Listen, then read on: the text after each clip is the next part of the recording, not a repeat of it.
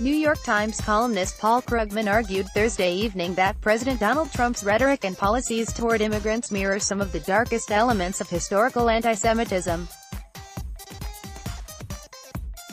What's almost equally remarkable about this plunge into barbarism is that it's not a response to any actual problem, he writes in a column titled Return of the Blood Libel, the mass influx of murderers and rapists that Trump talks about, the wave of crime committed by immigrants here, and, in his mind, refugees in Germany, are things that simply aren't happening. They're just sick fantasies being used to justify real atrocities. He continued, and you know what this reminds me of? The history of anti-Semitism, a tale of prejudice fueled by myths and hoaxes that ended in genocide. Krugman goes on to note that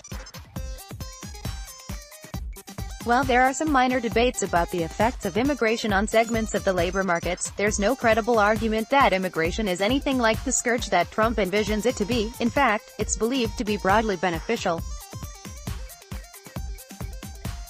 Crime remains near record lows in the United States, and the places that have the most immigrants have less crime.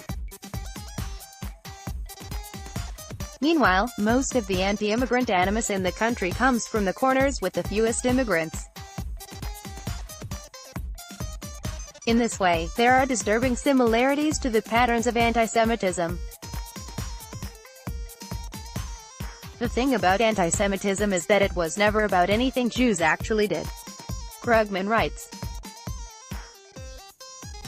it was always about lurid myths, often based on deliberate fabrications, that were systematically spread to engender hatred. Bizarrely, one of the most persistent anti-Semitic myths of a Zionist plan for world domination, Krugman notes, may have been concocted by, who else? Russian secret police. He concludes, in any case, the important thing to understand is that the atrocities our nation is now committing at the border don't represent an overreaction or poorly implemented response to some actual problem that needs solving. There is no immigration crisis, there is no crisis of immigrant crime. No, the real crisis is an upsurge in hatred, unreasoning hatred that bears no relationship to anything the victims have done. And anyone making excuses for that hatred, who tries, for example, to turn it into a both sides story, is, in effect, an apologist for crimes against humanity.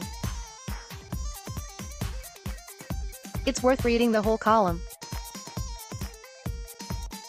Some have pushed back against the comparisons between Nazis and the cruel actions of the Trump administration, but Krugman shows how the analogy can be drawn clearly and responsibly. No, the camps that the Trump administration are housing immigrants' children in are nowhere near as bad as German concentration camps. But Krugman demonstrates how our times may be analogous to events and historical patterns that led up to the atrocities of the Nazi era, as well as other atrocities. And there's nothing wrong with warning that social trends may be heading in an authoritarian, dictatorial, or genocidal direction. That may be the best way to prevent the worst outcomes from ever recurring.